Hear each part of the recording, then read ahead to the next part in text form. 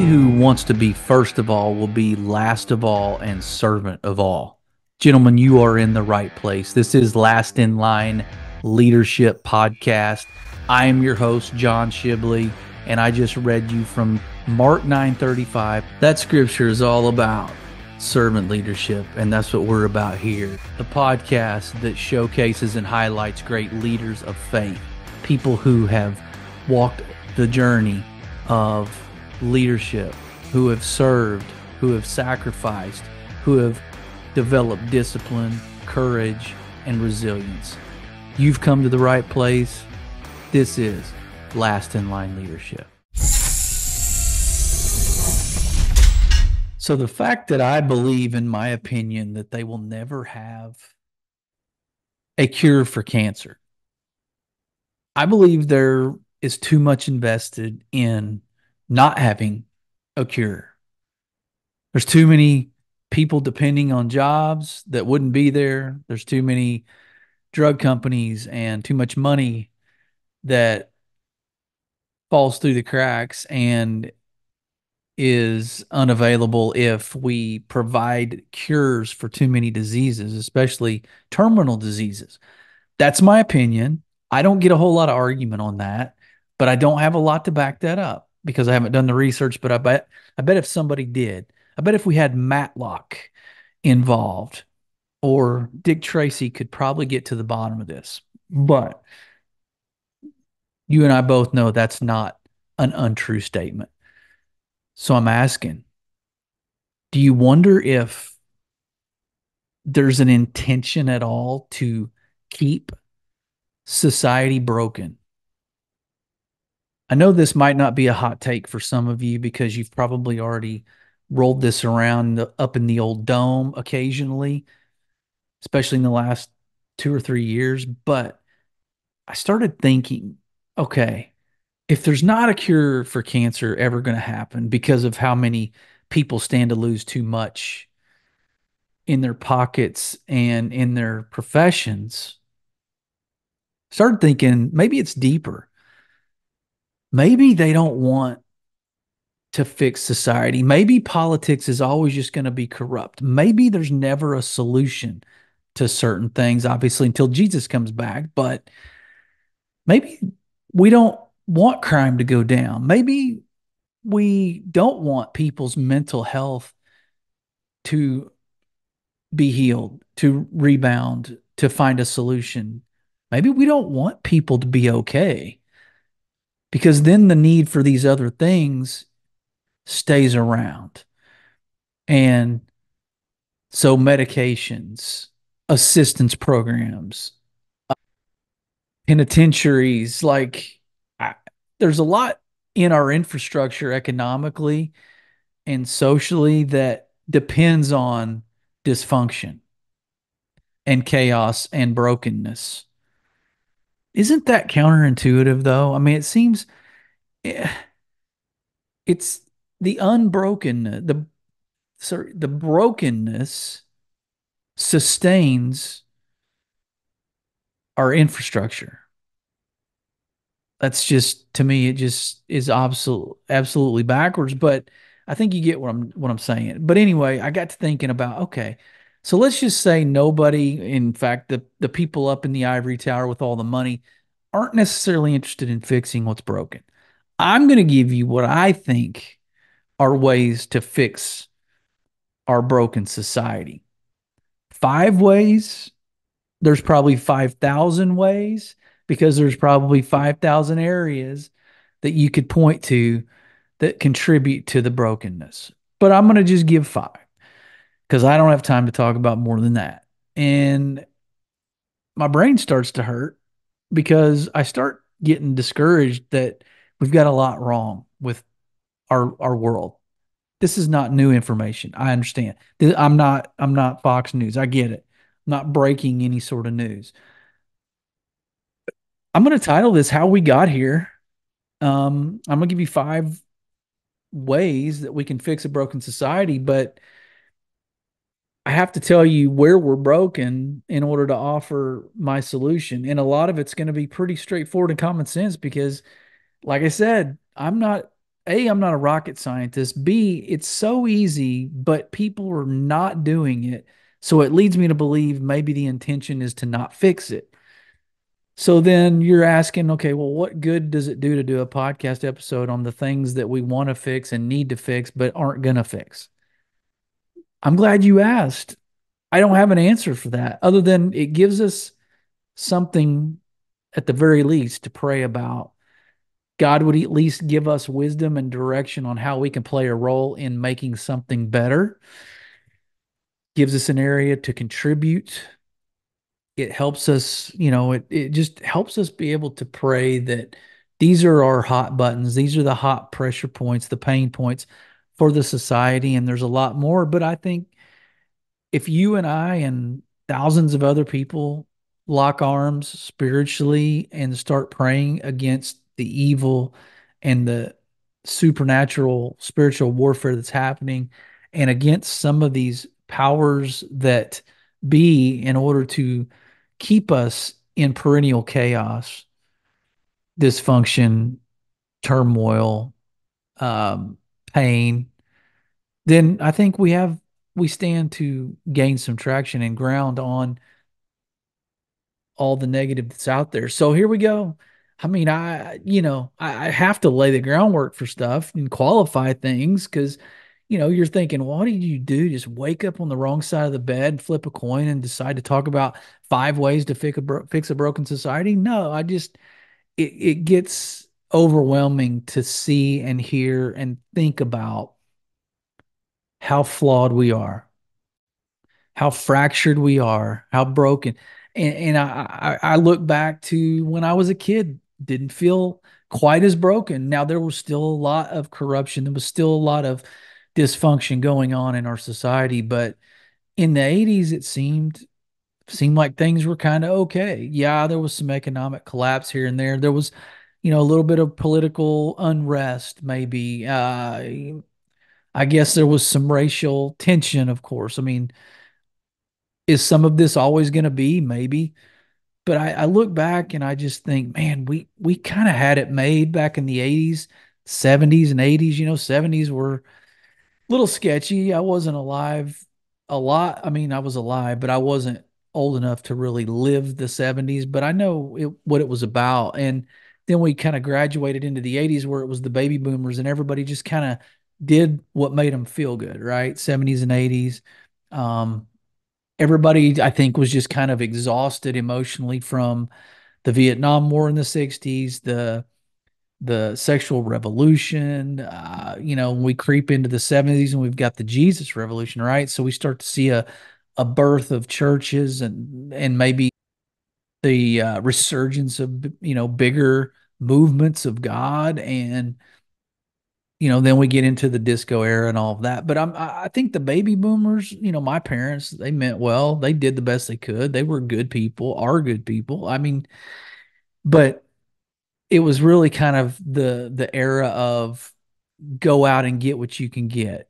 Have fun, do what makes you feel good, what makes you happy, live in the moment, live for you and yours. And it really was not, it was a lot of tunnel vision. It wasn't as much to kind of see around and see what you could contribute to. Now, so a lot of these I draw comparisons from when I grew up to now. And even before that, like early in the time periods of the 20s and 30s, and yeah, there was the Great Depression and things economically, financially maybe were strained. But you think about the John Wayne movies, yeah, he was hard nosed, smoking cigarettes, drinking whiskey, and, maybe there was a woman or two in his life, and some promiscuity. I get it. Not polished, right? Not sinless, but I look back and think, man, those people were focused on doing a job, working hard, making it through tough times, relying on each other, helping each other, not trying to purposely cause pain or turmoil or disruption. And I say the majority, right? There are little pockets of people that, yes, humans are humans. There are bad people everywhere, every era. But man, you get into like those westerns just kind of take me back, and I think, man, times were simple. Well, why were times simple? Well, because there wasn't as much available as we have now. There weren't as many distractions, there weren't as many conveniences. And obviously, industrial revolution comes on, technology comes on. Okay, so you get it. I'm not going to give you a history lesson here and the whole timeline of events in American history, but I got five ways to fix it. Okay. And yeah, I'll give you probably a lot of problems. It'll sound like I'm giving more problems than solutions.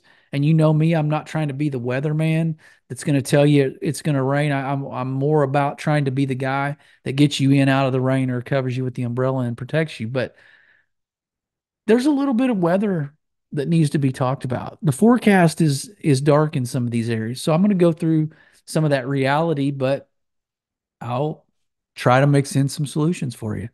Not that I have it all figured out. I mean, I'm only half a century, right? I've only been around half a century, so I have a lot more to learn, but I have seen some things and done some things and think I got a voice about it. And so do you actually. So maybe you should try this.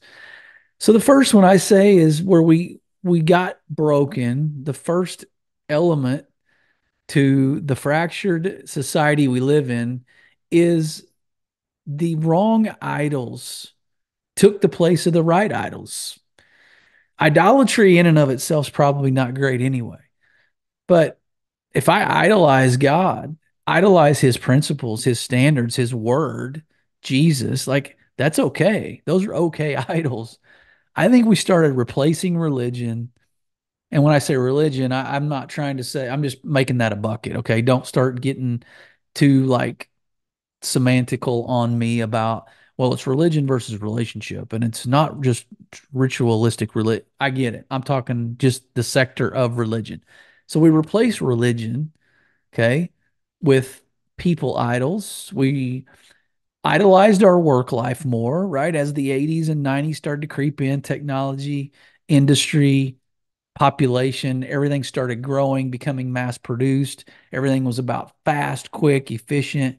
Nothing wrong with some of that, but we started putting work ahead of our family, even. Money comes with that. Of course, money I could put as an overarching root of all evil. And I know you're going to say money's not the root. I get it. But money symbolizes what is the root. And it's the people behind the money, the love of the money, if you're quoting scripture. But yes, money's amoral. I get that. But the importance we placed on it, the need for more of it has got us where we are. Let's just be honest. That's going to be the common thread to all of this is that we've got an unhealthy relationship and desire and addiction for money and all the byproducts thereof. Um so yeah, we've got to get the right things back in rightful standing and right order of what we're idolizing, what we're holding on in high regard, what we're putting on a pedestal. We got to put God and what Jesus did on the cross for us. And if you're not a believer, which a lot of you are, but if those people that are not aren't going to get that, they're going to keep trying to fill that hole with certain things, people, relationships, status, fame, career, like all these things are going to try to start shoving into that hole that turns out is a square hole that you're trying to put a round peg in until we get our eyes on Jesus and the cross and what God did, the creator, not the creation. That's the problem. We replaced the creator with the creation, and that became our idol. So that's our problem. It's an easy fix. It's a heart change. It's a perspective change. And it's a character change. So that's a quick one. That's our first area. We got to get the right idols back in rightful standing. That's the first way we fix a broken society. Second is so the second problem I see is that we've gotten lulled to sleep by our creature comforts. We live in this age of modernity. You've heard that said. That's not mine, but we live in this age of modern conveniences. Everything's at our fingertips, including comfort, right? So I can touch a button and a chair can massage my body. I can touch a button and my mattress I sleep on can change temperatures to make my body feel more at ease and comfortable and peaceful for a full night's restful sleep. I mean, do you hear how ridiculous that sounds? Um, we're in a microwave society. Ever since the microwave, which is great, came about in the 80s, I lived it. It was tremendous. Like, who could ever think about making popcorn in 30 seconds or a minute? Like, that was revolutionary. Yeah, we all probably got radioactive um, pollution from it, but we've turned that into now everything in our society's got to be quick. It's got to be now. It's got to be, I needed it yesterday. Instant gratification and convenience has become this god in our world, and it's something that we can't do without. If we have to wait, and I'm just as bad. If I have to wait 5 more minutes in the drive-through for a, by the way, convenient burger already prepared for me with all kinds of chemicals and preservatives that are probably going to kill me later. But if I have to wait 5 more minutes for the death sandwich, I'm going to lose it. See where we are? I'm part of the problem. I get it. But the comfort at our fingertips has caused a huge issue. Like, I don't know how to fix that because everything's just going to keep progressing. Things are just going to keep getting smaller. Technology, microchips, they're just going to keep cramming more into little smaller pieces, um, in order for it to fit in a, like, look at cell phones. I mean, the very first cell phone was in a bag, for crying out loud, that you needed a, a dolly or a wheelbarrow to get it out of your house and to carry it. And then now we moved into the Blackberries and the smartphones and the Razor phones, and then everything's so small. Now I've got a freaking phone on my watch, on my wrist. So I don't see how that's ever getting better because we're just trying to one up the next guy who created a smart technology. But since we can't do away with the modernity, with the modern conveniences, we've got to train ourselves to be a little bit more in search of, you're not going to buy this, but in search of discomfort. Like, let's try to deal with discomfort at the very least, not look for it, but when we have to wait, or when the air conditioner may be not working and you have to wait for 12 hours to get it fixed. I mean, let's not lose a freaking our minds. Let's not blow a gasket. Modernity and creature comforts have created soft people. I mean, I'm going to do it. I know, as soon as I say soft people, you run that saying through your mind, right? Hard times create strong men create good times create weak men create hard times. That's a true cycle. So we're living in unfortunately, hard times that weak men have created because of the modernity and the ways that and I love new modern conveniences, right? Everything. Why do we love it? Because we love to be catered to. We love pampered, being pampered. We like to be comfortable. I get it. But what's the solution to that? I don't know. I say we stop trying to baby ourselves so much. Let's not lose our mind when we get inconvenienced or when we get a little uncomfortable physically. Our creature comforts, like we have to stand out in the cold wind for 20 minutes, waiting on an Uber. Let's not freak out. That's another thing, an Uber. So I got fancy taxis I can order from my phone. Awesome. Hey, I'm not gonna dog on those. Those are pretty convenient. We like those. So see, look at me. I'm part of the problem again. We like to pick and choose what we complain about, but again, we like to have some of those things that are made available. So that's number two. That's the modernity and creature comforts. Those are the things that are wrong. Like I said, I don't know that I have a solution other than let's not try to make everything so easy. Okay, the third one, obviously, this is a big one. Media became louder and more toxic. Okay. It got louder. And I heard somebody say the other day, I want to say it was Dwayne at Dry Creek Wrangler School, actually, who Spoiler alerts coming on the podcast. Only took me a year to get him.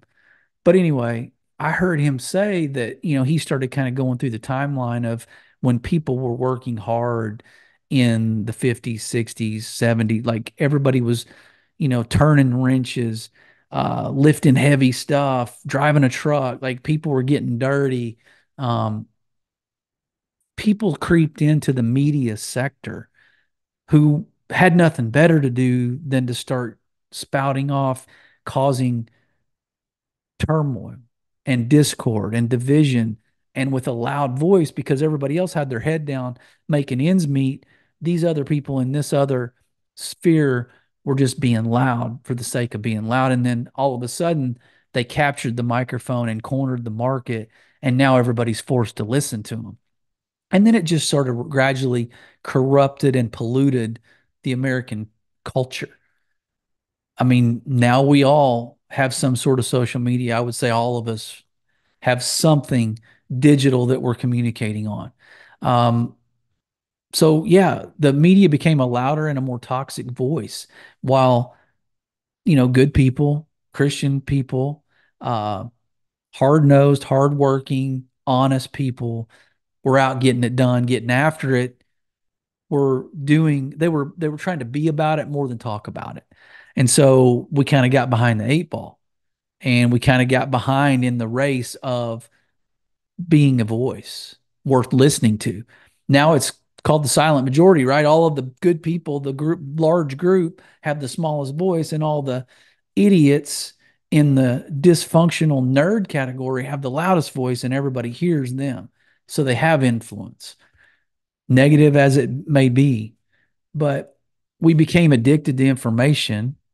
And again, if it bleeds, it leads, right? So we all have this desire to rubberneck an accident, or the dirty gets our attention, right? And so this addiction to information, regardless of how toxic or unhealthy it is, there's this trap of comparison now because everything's publicized, everything's public, everything's out there and noteworthy, supposedly. So we want to be noteworthy, and we want to get on that train and compete with the Joneses. And so it's I mean, as innocent as it can be, podcasting's that way. Anybody with even a positive voice starts to get into the trap of comparison. And am I doing it well enough? Am I going to be like them? Can I be like them? Oh, maybe I should buy those shoes because he's doing it and he's successful. Those kind of things. Um, and we've become habitually glorifying of the exorbitant and the sensational. So the bigger the splash, like as a kid, you grew up and you had the cannonball contest in the swimming pool, bigger the splash, that's the winner. That's how we are. The more exorbitant, the more sensational, the more heinous and egregious it could be, the more attention it gets. Then therefore we think that naturally the more influence follows. And a lot of times that's true, unfortunately. But the media became louder, and not in a great way. There are some decent, honest people in media. There are good people putting content out on social media, but a lot of the times it is bloody, it is toxic, it is evil, it is dark, and it's hurtful. So that's how I think is the third way that we fix a broken society is, first of all, we need to limit our availability to technology and information. Doesn't hurt to not be on your phone for an hour or two. Um, Filter what you're ingesting in the information side of things. That's a way to fix broken society. Let's try to be like get more positivity out there. That's how I started this podcast and started creating content that encouraged. I was hearing a lot of negativity during the quarantine of COVID. And consequently, a lot of people did what I did and started talking about good things, godly things, encouraging, inspirational things. We need more of that. That's how we fix it is how do you counteract lies? You counteract it with truth. How do you extinguish the heat? You pour some cool on it. So, how do we get rid of, maybe we don't ever get rid of completely, but how do we contain toxic media, We limit our exposure to it because then if they don't have an audience, they can't be as loud. And then let's counteract it with what is healthy and worthwhile. That's number three. Number four is we got into a sticky area when we started gathering more than we were giving. And we became a self-centered society. We stopped serving others beyond ourselves. And I'll say, even to be generous, I'll say we served others last, but we served ourselves first. We looked out for number one first because for some reason we bought the lie that if we don't, no one else will. Well, that's how we get into this perpetual cycle of he's going to do it to me, so I better do it to him first, or he's not going to help me, so I'm not going to help. It's one of those, golly, if we only went back to scripture more often, right? That's a moment. The golden rule, like do unto others as you want them to do to you. Like if we would adopt that, let's get back to that baseline and operate there. That would fix a lot of what's broken is if I do something to or for or on behalf of somebody, the way I would want it done to or for or on behalf of me, wouldn't that kill a lot of what's poison in our culture? 1,000%. If we would serve rather than be served, only the greatest man in history, the Son of God, only him said to do that, that he himself came to serve, not be served. What, who are we? Who do we think we are to not adopt that principle and operate by that mantra in our life? That should be our lifestyle. If we got into a sticky situation when we started to gather, like the more we could accumulate excess, the more excess we had in our lives, the guy with the most toys wins, right? The more accumulation. We went out and ran so fast to gather so much, even though we had nowhere to put it. We just wanted to have more than our neighbor. I don't need, I got, let's just, for instance, this isn't me, but I got no kids, but I'm going to drive a Suburban that's an Escalade jacked up to the moon with all the toys because my neighbor got one just a couple steps below. But I don't have any kids. I don't need 4, 5, 6 seats, but by goodness, I'm going to have them because I can. And that's the mentality we got into, this gather over give. Let me gather. Yeah, we're hunters and gatherers by trade, by nature. That's wired in us. Great. But that's to sustain life. That's not to have more than we need in excess and accumulate for the sake of winning the accumulation race. So, what if we looked out for other people and not just for number one? Yeah, we got to meet our own needs or we're no good to anybody. Yeah, we got to meet our family's needs because that's our family, that's our job. But we got too many people, and that's why I think that's part of why we're broken is we've got a society that, back to what I said before, is in the trap of comparison on social media and other media outlets, that we see other people, so then we got to go just to compete. We got to do this, this, and this, gather this, this, and this, buy, accumulate excess of this, this, and this, just to keep up. And why do I feel the need to keep up? Because I'm looking to the left and the right. I'm not looking in the mirror. I'm looking at everybody else, trying to gauge my worth based on what's happening next to me. Keeping up with the Joneses, of course. So that's gather over give. Like we've been too self-serving. And I think it's time to actually get back to a biblical principle of serving more than we're served. What if we did that? What if the golden rule just happened to rear its beautiful head again and become a prominent way of living in our culture? What if? That's number four, guys. Let's not be so much into the accumulation, gather mindset into the point of excess. Give some stuff away if you got too much stuff.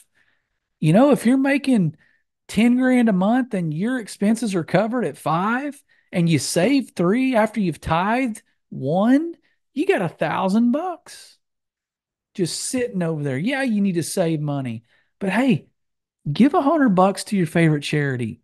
Give a 20 to the guy standing on the street corner that's looks like he hadn't eaten in 2 weeks. That's my soapbox on that one. Anyway, that's number four. Again, 5 ways we fix a broken society. I'm telling you how we got here. My thoughts, theory, according to John. But my last one. I've been giving you solutions too. Don't just tell me I'm sitting up here on my high and mighty horse, griping at everything and everybody. Number one, I'm part of the problem. Number two, I've given some solutions. So the last one, we became a society that not only enables, but rewards quitters. We have almost glorified people who can't hack it and give up because we, in our virtue signal moment, want to be the hero that comes in and puts our arm around them and tell them, hey, it's okay. You sucked and you quit. You gave up. But you know what? That's not your fault. It's probably something to do with your childhood, or maybe somebody called you a name, or maybe they didn't look at you with the most uplifting of looks for your self esteem. We want to be that guy that swoops in and lifts up the quitter. Guys, we got a lot of those. I mean, if you're listening to this, you probably want to uh, puke at the thought of participation trophies, but that's where we've gotten. I don't remember, and literally, I stopped playing sports probably 1990, I guess, and then I guess played some intramurals in college, whatever. Never was there a trophy for last, or even anything, I don't know, beyond like second place. I mean, granted, the Olympics give a bronze medal, but nobody wants the bronze medal. But can you imagine Olympics, and it might get to this, honestly, where they start going down the line and, if there were 6 or 8 people, everybody gets something that says they were there, that acknowledges their participation. Oh, bravo. Bravo to Olympic Committee and sporting committees in general. That's why we have 30-year-olds eating Cheetos in their mom's basement, living off of a quote unquote stimulus check. That's why you and I are paying for them to be in the basement. We've enabled and rewarded quitters. We really have. Look at the divorce rate, for crying out loud. That's a glorified quit. I mean, it's not necessarily glorified, it's a major quit, but it's all sexy with the term divorce, irreconcilable differences, whatever. Yeah, I get it. In an abusive situation, I get that there's things that need to be done. I'm talking general terms. Divorce is just a big, fat, fancy quit. And look where that's gotten us. Bunch of fatherless homes, bunch of overpopulated prison systems. I mean, the badge of honor for victims who lose or quit, right? Like I said earlier, we have glorified, rewarded, enabled, like we made it so accessible to just to still get a benefit even when you quit. Uh, there's still something for you if you bow out and don't fulfill your obligation. If you don't honor your commitment, and it just got too uncomfortable, inconvenient, uh, got a little too damaging to your ego. It just wasn't what you thought it was. So go ahead, quit. There'll still be something for you. It may just not be a great prize, but we got something for you. The Great Resignation in the last couple years, right? Granted, that doesn't cover a half a century, right, of decades, but it's more recent. So it's on the top of my mind of, hey, the Great Resignation, what an oxymoron. The great, so we've made it great for people to quit. We even put it in the name. Great quitting by you. Congrats, you're striking a blow for, Gen Z and what millennial or whoever. It's whatever term we're going to name the next generation. I'm a Gen Xer. Okay, we survived the baby boomers raising us. Bless their hearts. Love them though. Good people. But we survived. Okay, yes, we people are saying, well, you created the Gen Z and the millennial. Yeah, we had them. And unfortunately, a lot of the people who grew up when I did haven't figured out how to parent and lead and empower and train and discipline. But a lot of us have. And so a lot of those millennials and Gen Zers are going to make it far in life because the rest of the people quit, right? And bowed out, quit parenting, quit being a leader, quit being engaged, quit intentionally loving and caring and training and nurturing their children. Like they quit. Okay. Apathy is quitting. Um, I've always said not making a choice is actually choosing. So look, let's not enable and reward quitting anymore. And if it's in your home, nip it in the bud. If somebody is teetering back and forth, tossing it around to drop out of school or to quit their job because their boss was mean or whatever, they didn't get a promotion. Don't let people in your sphere quit because of entitlement, because they thought they were entitled to something. Quitting has got us in a broken state. Quitting marriages, quitting families, quitting careers, quitting on God, okay, quitting our spiritual battle. That's got us in this broken society we live in now. But it's not too far gone. It's not too late. I'm just showing you things where I think have been magnified and got us where we are. How we got here, I just showed you. How we fix it, it's going to take time. It's going to take thousands of people, but it's God's intent for it to be fixed. So that's when I started this by saying, do people really want our society to be fixed because of what it creates in their pockets and in their particular sectors of uh, profitability? God's got the final word. He's got the trump card. So yeah, I say it is possible, but it's going to take more than me on a podcast. It's going to take more than you putting a little more in the tip jar at church. Okay. So that's how we got here. Guys, I gave you 5 ways to fix our broken society, and there's 5,000 more.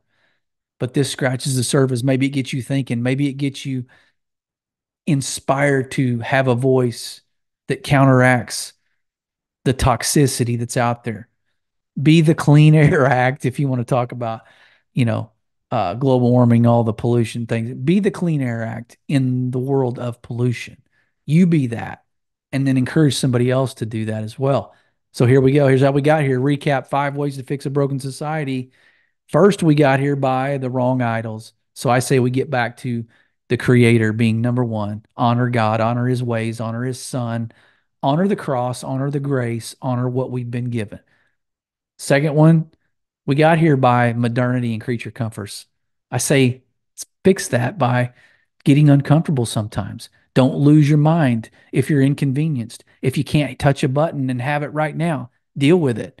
Let's toughen up a little. Pull up our big boy pants. Number three, we got here by the media becoming a louder toxic voice than the other hardworking, honest, good people. So let's get back in the game. Let's be a little louder. Let's be a little more positive in that area, a little bit less silent majority. Let's get in the game. Okay. Let's counteract some of the toxicity with with faith. Okay. With truth and with life. Okay. Four, we got here by gathering more than we were giving. We all of a sudden started to be served more than we were serving. We needed more stuff and we kind of ignored the people that didn't have stuff. We were just okay with our excess. So I say we jump in, be servant leaders, look for other people, find a need, fill it, give more than you're gathering. The last one is stop enabling quitters, stop rewarding the resignation, stop coddling the victims, stop quitting in your home, in your family, in your marriage, in your spiritual life. Stop quitting. Go. Keep going. Take the blow. Take the black eye, but move forward. Break through that urge to quit. And if you're seeing it around you, Nip it in the bud. It is a toxic poison that will spread like a cancer. Gentlemen, I hope that got you thinking of how we got here, but it also, more importantly, I hope it got you thinking on ways to fix our broken society. With that, be blessed.